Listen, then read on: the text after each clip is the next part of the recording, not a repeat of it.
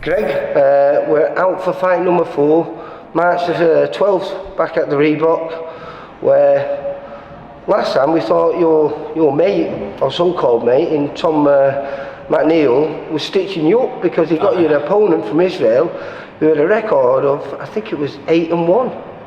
Yeah, he was. Does he not like you? I don't know, you'll have to ask him, mate. I hope he does. But we had no reason to worry because you dealt with him comfortably in your unique style, mate. Cheers. It's unique, you mate. You're. In fact, I'm going to put some footage on. I'll put it in black and white, and it'll be like you're watching. You know, you're like a throwback to Marciano or Jake LaMotta. You know what I mean? The old Raging Bull, because Well, that's a big compliment to you. Well, you're relentless, mate. Cheers. You're relentless. You don't leave people alone, and you don't stop throwing, mate. And in fact, I'm just watching you down there on the body belt, and you know, it's not what you'd say technically perfect. Yeah. But what it is you're vicious with everything that you throw.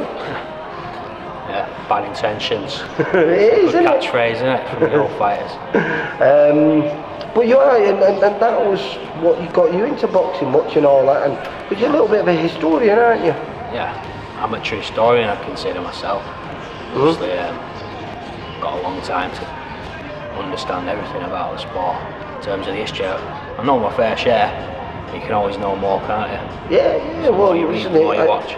I think you can see where you've got your influences from. Like say, if you were back in the 1950s, you'd blend in so well, wouldn't you? Yeah. I don't watch a lot of modern boxing, see. I'm obsessed with, I just prefer the old fighters. Listen, I've not wrong with that, and you do it really, really well, mate. It's very, very pleasing on the eye to watch because it's fun, mate. Maybe not for your opponent, but it's fun for me to watch.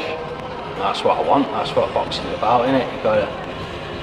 You got to excite the public, get them to come and see you again. I mean, that's what you're hoping for. Yeah. You want them to leave the venue thinking about and talking about you.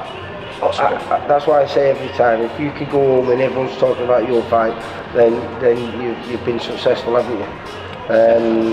But you are a guy who's, again, another one of these strange stories that seem to happen all the time here at Elite Boxing. You didn't start boxing until quite late, were you? What, 27 or something? Yeah, just all happened pretty quick, really. Yeah. I always knew. I was just always sort of pushing it back. You know, in my early 20s, late teens. I always knew it was inevitable. I've been a few sessions here or there, but I was doing other things. I had all that college and uni, got through all that.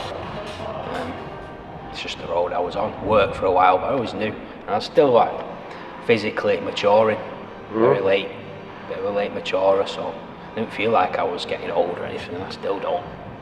Just how old are you now? You're 30 now? Just turned 30. Just turned 30, yeah. I must be one of the youngest 30s in the game. You see some at 30 that finished, some are just starting. You feel you just started, aren't you? Yeah, well, I only had 3, haven't I? Yeah. So. But like you say, 3 good wins, stoppage on your debut. It looks like you carry power. You do throw everything with bad intention, like you said before. Do we have we have an opponent as well, don't we? We have the violent vegan in Lee Connolly. Lee Connolly, yeah. Which is, I think this could be a great fight because Lee's one of those really good English journeymen that actually, once you've got in with him, he's not a guy who just comes to do the rounds and run off with the money. He's here to give you a test, and if you pass that test, then that's not a bad test to pass, mate, because he's one of, like I say, one of the better ones. Yeah, people can say what they want about, like I had a pal of mine, oh, you're fighting a journeyman. So he's never boxed her out. So man, he might be a journeyman, but he's boxed for 10 years as a pro, which is 5 years longer than I've even boxed. So there's a lot of variables in the fight. He's had 80 odd fights.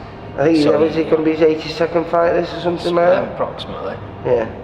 And he's fought many times on our show and give good tests to everyone. I think I spoke to him not long ago. I went down, one of his stablemates we've just signed, in a kid called Levi Smith, and I don't think he had much amateur experience. He's done all his learning. Did he? Yeah, Lee. Yeah. He's done all his learning on the road, and you know, as a professional, which is a hard way to learn. You know, and when you look at the people that he's been in with and the names on his record, he's been in with some good kids. Had a little scan there, he's fought everyone, hasn't he? Yeah. Fights, you know, 10-0, 12-0, 6-0, 3-0, 18-4, you got a draw with that. Former Commonwealth champion, Ryan What's his Doyle. name? Yeah. So I was there, I filmed it. So if I don't turn up, he'll turn me over, eh? That's so what I'll I'm make saying, sure yeah. I'll always turn up. But you know, he's going to give anyone a test, like you say. What are your aspirations then in boxing? Where do you think you can go? Because you've no idea, not much of an amateur career. You only had a few fights, didn't you, under Alex here? Quick fights, all senior bouts, quick succession, and just to get experience and go pro. You know, that was the goal. And then COVID hit, and that screwed everything up, didn't it, mate? Sort of, but I mean, well, certainly for some of your age, though. I mean, imagine where you would have been now. You know, perhaps you would have been 10, 12-0, and then really could find out where you're going to end up in this game. Yeah, I guess fate, though, innit? Everything that happens was meant to happen in a way, you could say. So do you think that was good because you was one of those kids who stayed in the gym, kept working on your style and your technique and everything? So maybe it was actually beneficial to you. I think so. Come on a lot over that time. Because, you know, I'm sort of catching up, even though I've got some natural good assets that people don't have. I was always catching up on the guys who boxed 20 years or 15 years. I'm a pro. I might be boxing guys who've boxed 10 years. I've only had a few. So it's not harmful to me, is it? I think that's a mind thing more than anything as well, because you're always thinking that everyone's got it up on you because they've been doing it for longer. Yeah. But I think that 2 years has allowed you to realise that, because you'd had your first pro fight, so you went into that break understanding. You was understanding what the pro game was about, if you know what I mean. So if you wouldn't have had those 2 fights and that lockdown come, then it wouldn't have been an advantage for you. Yeah. But now you know what it's about. Now you understand what Alex is telling you and the coaches are telling you. Yeah. It probably helped for it to settle in, and perhaps that's why Tom McNeil felt like you could put you in with a guy who's 8-1 in your third fight, which, you know, you look on a lot of people's records, it's not bad. Like that, got a debut, got my debutant in my debut. We didn't have a clue who he was or where he came. Well, we knew where he come from, but I mean, it was on paper 50-50, not a bad debut. And then we had Quinney, quite experienced. Yeah, so that was a good win. And then, like you say, this lad 8-1. Now we've got Connolly, so it's a nice little 4 decent, reasonable bouts. This fight will be about 138. Approximately, but he comes in at 142 sometimes. So between, he comes. Listen, that's his luxury. That's what they're allowed to be, because you know they've not had an 8-week camp for this fight, have they? So, but he has got 80-odd fights behind him. So, like I say, bringing a lot of experience to the table, and a real good test, and a fight that we can judge you on a little bit. Definitely, let's have a good fight. You know, it's what you want, isn't it? You want something back and forth. If he just tucks up all night, then it's going to be boring. And I'm going to have to, you know, people are going to watch and they're going to want more to happen. Oh, he's not doing anything, this guy. It's not what you want. But it is.